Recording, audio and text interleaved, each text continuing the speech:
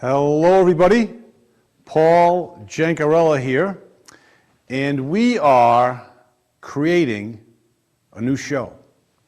We don't quite know what it's going to be yet, but we do know the theme, so to speak. We do know the integral parts of the show. Don't have a solid name, but I am in the personal growth and development business, and that is more or less around the lines of self-help, achievement, self-image, bettering ourselves. And our objective with all of you, our audience, is to find ways that we can better your life. And we want you to have the best version of yourself every particular day. That is a big challenge. We, as the production crew here, and myself and Dr. Beth, that's affectionately known as, she'll be interviewing me later on, we cannot help you unless you want to help yourself. And we can share in ways how, and tasks, and tactics, and routines that will help you become a better version of yourself, so to speak. The common question that I use primarily when meeting with clients and meeting with companies is, what do you truly want out of life, out of your business? And most people respond from a limited belief. They say, well, I think I probably can get that, so I'll ask for that. The point is, there's no ceiling. Anything that you want in life, you can have. And quite frankly, you will not ever desire to have something that you can't acquire. So if I wanted to be a professional basketball player right now, I think that's out of the cards, but I wouldn't desire that. So you're only going to desire something that you possibly could get. And belief is a very, very integral word when it comes to this scientific philosophy that I call personal growth and development. And most people are either looking to better their wealth, health, or relationships. I also throw in vocation in there as well. So anybody out there listening now, would you want to have a better relationship with your spouse? How about a better relationship with your children? Would you want to have a better career, better opportunities with work associates? All of those things. It's possible. When it comes to financial means and your financial freedom, so to speak, could you imagine turning your annual income into your monthly income? You've probably never even thought about that. How about turning your annual income into your weekly income or your daily income? Any of that is feasible if that's what you desire. Anything that you desire, we can show you how to accomplish. Now, the problem, or I should say the challenge, is to find out what your desire really is. So think for a minute. What would you love to have when it comes to relationships? When it comes to your health? Are you carrying around some extra weight? Figuratively or literally. You could be carrying around a lot of emotional weight that's unneeded. So all of these things, we're going to progress and show you how it can work and tactics you can do to help you get to that stage in life, so to speak. But all I need from you is a desire to be better. So when we come back, I'm going to be having an interview. Dr. Beth, that I affectionately refer to, will be asking me some questions, getting some more nooks and crannies of what this is all about, how it works, and is it really effective? And from there, we will then share what's worked for me and some of the stories that we both can talk about. So until then, we'll see you on the other side in just a little bit. Thank you. Good afternoon. Welcome back, Paul. Great to have Thank you you. here today on our show. I think this is going to be the best segment of the show for sure. You know, as I mentioned earlier, I refer to you as Dr. Beth because you have a lot of insight. You know, you may not have the accolades, PhD. you know what I mean, but you have the insight. And I thought, what better way to convey our message than in an interview format, right? Absolutely. Okay. Absolutely. And you Well, don't want to cross your legs. I'm not going to cross my legs. I just want to say Then I'll leave mine uncrossed as well. it's just a pleasure. It's a pleasure to have you here. Pleasure's all mine. You know. It really is. And we've got a couple of questions for you here. From the audience? Not from the audience, Just from just from me. We want the audience to listen to us today. By the way, the audience, I don't know if they know this, they're all going to get puppies today. Yep. No, Each audience member is going to get a puppy. So We're- it's a good thing. That is not on our script. Going off the rails quick. All right. Or, this is our pilot program. Yes. So Right, we might get cut you know, early. we could, but we're very grateful again and thankful for all our listeners out Yes. there today. And so let's get started on a couple of these Sure. questions we have Yeah, for you. Absolutely. So I'm very excited about this. So tell me, Paul, what inspired you to do this program? To do this. What Yeah. motivated you? What Yeah, it's- inspired you? That's a good question because it's funny. I was sick over New Year's, and it turned out I had COVID, and just was just down and out, not feeling well. If I was a woman, I probably would have been back to work the next day, but I was in bed for a week or whatever have you. And Well, men milk it when they don't feel course, well. I'm a baby. But one of the things, I don't really watch much TV, but I was flipping through the channel surfing, and I came across the cable TV channels. I think it's 16 and 17, but that doesn't matter. You know what I mean? It's the cable network. And there's announcements generally on that screen. And I look and it says, do you want to make TV? Do you want to help your community? Do you want to, make your own TV show? So I said, geez, as sick as I was, I said, you know what? I'm going to call and leave a message, And so I called. And You didn't get to leave a message. he's like, hello? I'm like, oh my goodness. So I talked with Andrew Johnson, who works here with his mom, and he said, sure, come on in. I'll explain it all to you. And so I came in. He explained this whole get-up with the cameras, the control room, and the programming, and what we're able to do and what we're able not to do. And he basically, I said, this is great. I said, how much does it cost? And he said, it's free to the public. That's part of the grant and part of the programming that we have. And I said, oh, this is fantastic. So that's what got us to where we are now. Everything behind the scenes, Beth, I said, geez, this would be great to talk about, what I study every day and what I discuss with my clients from a coaching, mentoring, and advisor standpoint. So, that's something we can get into a little bit later. So what else you got for me?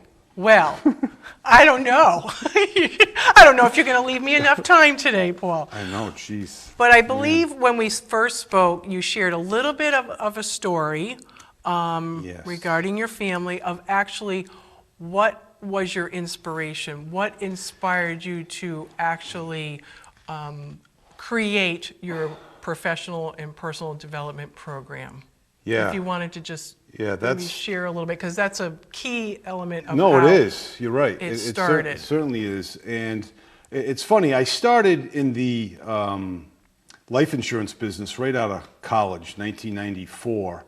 And some of the sales tactics and things that they had given us as far as material was tapes on Zig Ziglar, a big motivator yep, back years yep. ago. He was fantastic, had a southern accent, and I would make fun of it, but a lot of the material that he said did sit with you. You know what I mean? He's one of the ones that said, I believe the quote was, if you want more, then you need to give more, so to speak. Okay. You know Yeah. what I mean? And the more you give people what they want, the more you'll get what you want. Right. Right. You know, okay. and that really, sat with me for all those years. And I kind of fell back from that. Maybe I was still in the insurance business for 25 years. In 2016, I picked it up again. Darren Hardy was one of the folks that I followed. He was very entrepreneurial, very business-minded, had a great book called The Compound Effect. And I read that, and that really inspired me. And from there, his mentor was Jim Rohn, Okay. Okay. who actually mentored Tony Robbins, who was a very Right. ultra big Right. personal growth and development guy as well. So I followed those people, and then eventually got into Bob Proctor.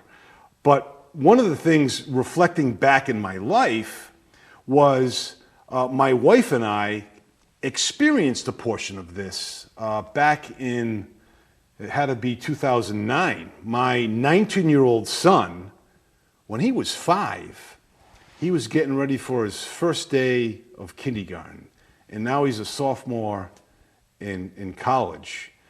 And he was rocking back and forth on a chair backwards, like if I were to turn around on this chair. And he was on the back porch, and there was 3 steps, and one of the legs went off the step, and he went head over tea kettle and smashed his head, cut his eye. Goodness, yeah. And my wife was, beside herself watching a young child, as well getting another one off to school. So we have 3 kids, and the point of the matter was she was more concerned about his eye, as she should have been. Well, she went to the doctor. He actually made it to school. The doctor said he's fine. The eye looks good. It's not infecting his eyesight at all. His vision's fine. And the cut will heal. It doesn't need any stitches. It's not a deep gash. So we were relieved. And that was a Wednesday. And 2 days later, on a Friday morning, we were getting ready for school.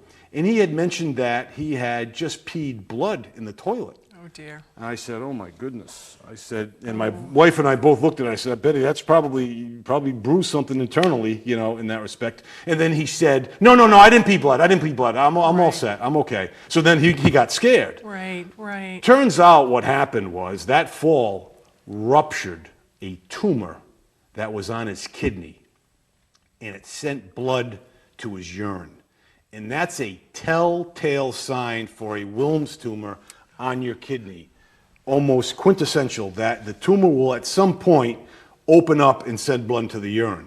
Now, if he didn't fall, we may not have known for right. 3 weeks, 3 months, 3 years, could have spread to his lung, it could have done a whole number of things. So it was a blessing that he had fallen that morning, and we discovered the cancer. And when my wife and I were first told, the doctor in the emergency room said, "Well, here, let me just show you the images. That's his healthy kidney, and that's the kidney that's affected," he said. And I said, "Okay. Right. Does that mean he can go play soccer tomorrow?"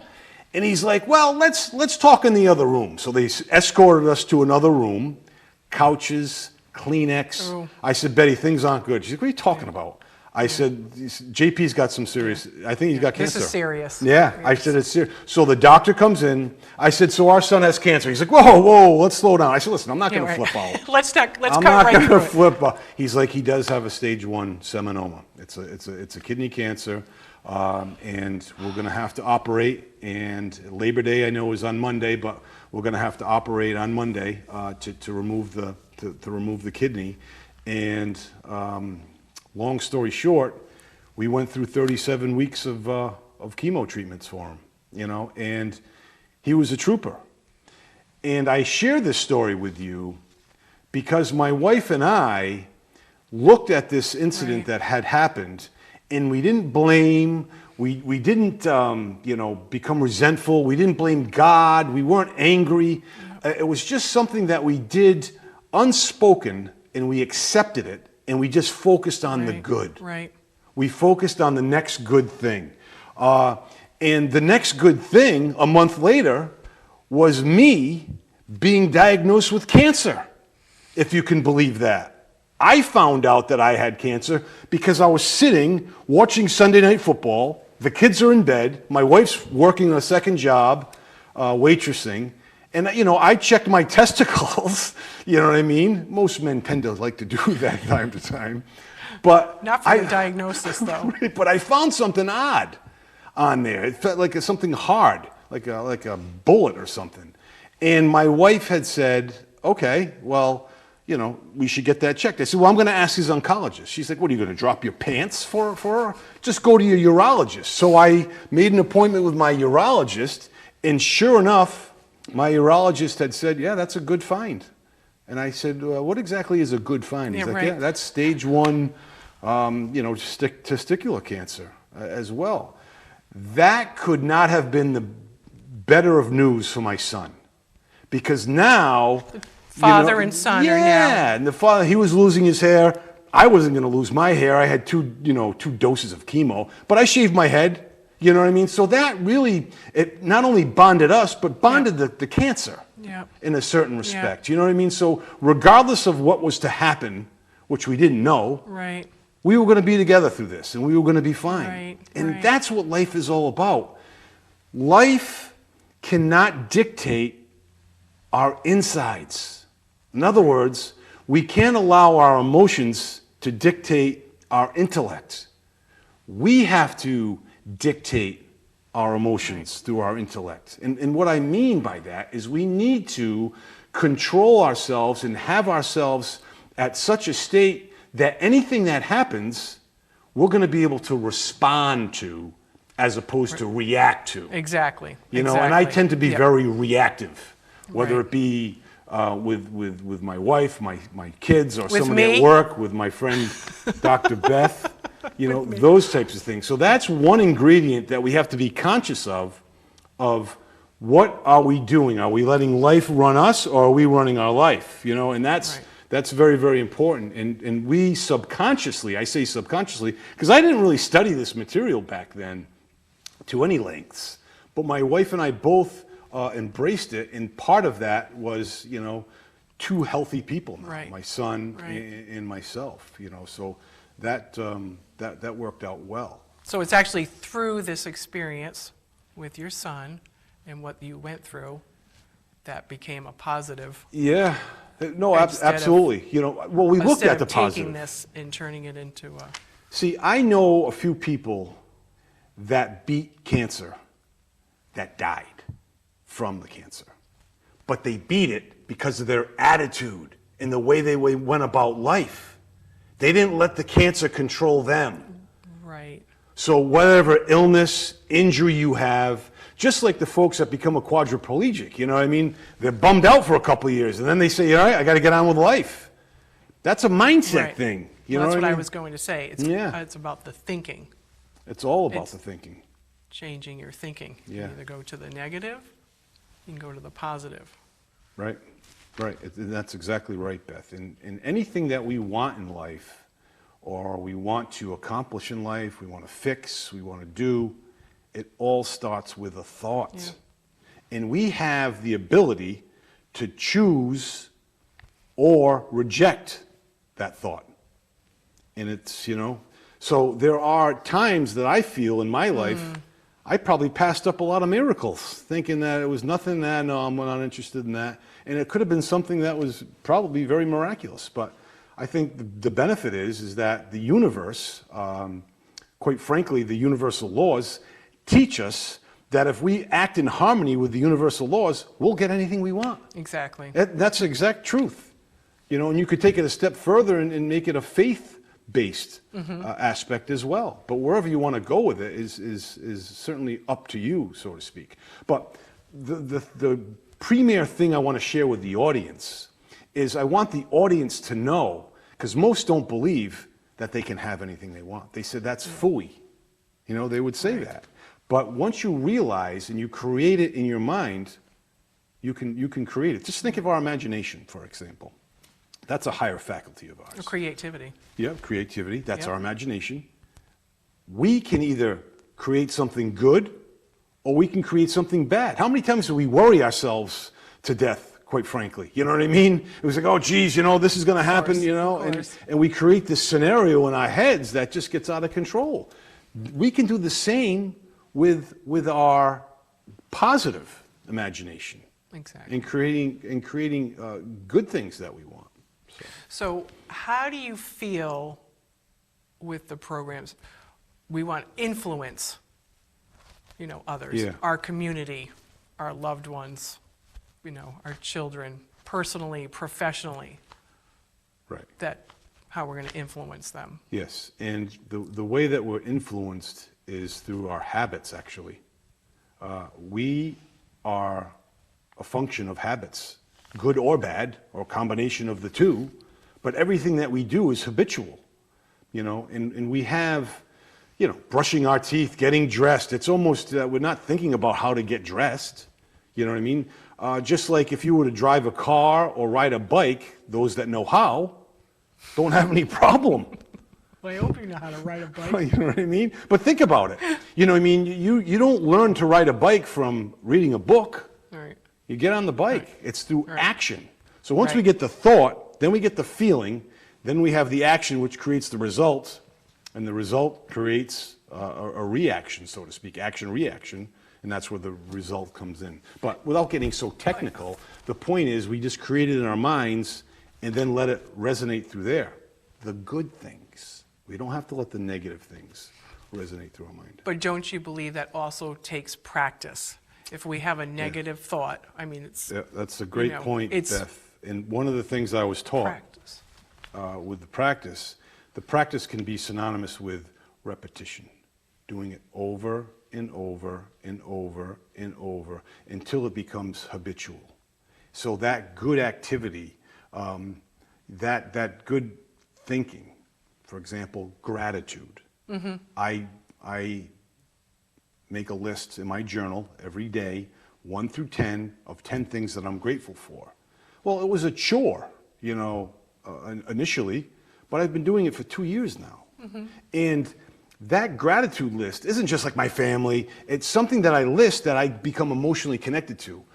Space heater. for example, A space yeah. heater. The space heater I have in my office, because I'm cold all the time.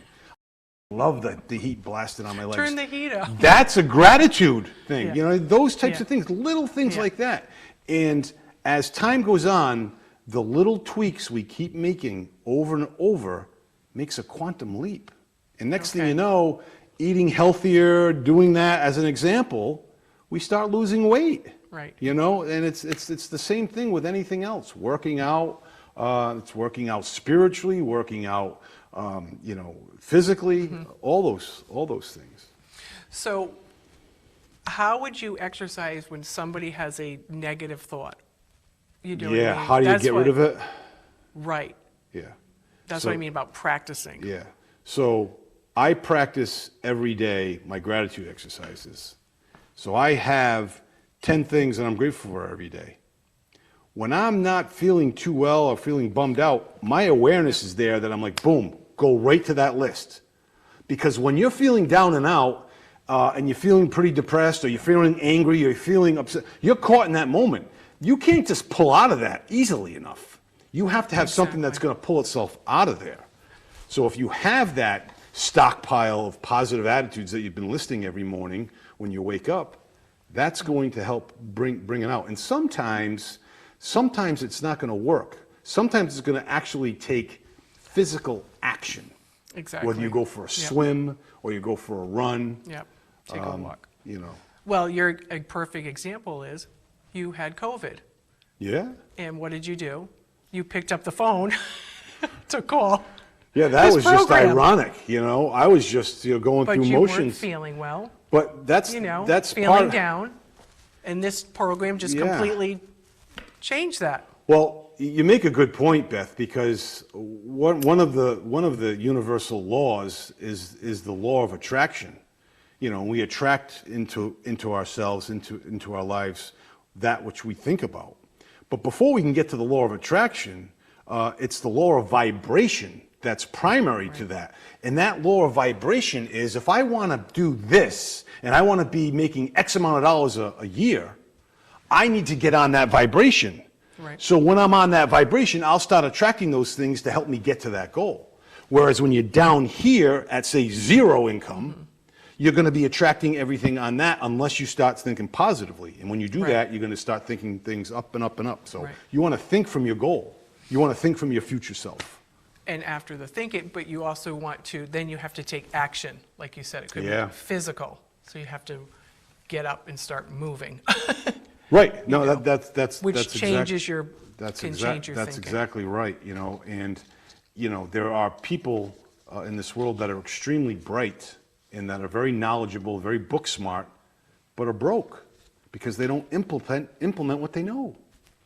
You know, and that's the thing. I got caught in this, you know, for maybe a year ago or so, that I was just going through the motions of learning it, but not implementing it. Right. We need to implement what we're learning. And the best way to study ourselves is to get down in depths of ourselves to find out what we want. Because anything that we want to achieve is already within us. We just have to bring it out. Exactly. It's true. Anything that we possibly want.